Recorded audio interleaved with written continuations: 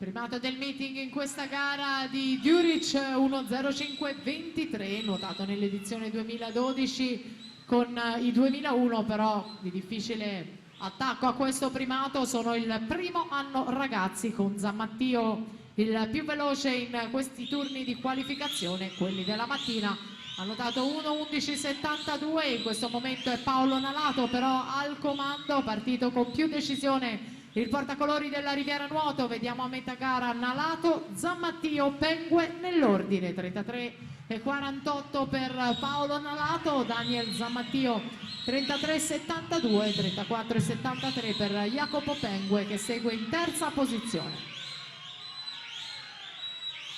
Rientra dalla corsia centrale Daniel Zammattio, che si porta al comando quando mancano 20 metri alla conclusione.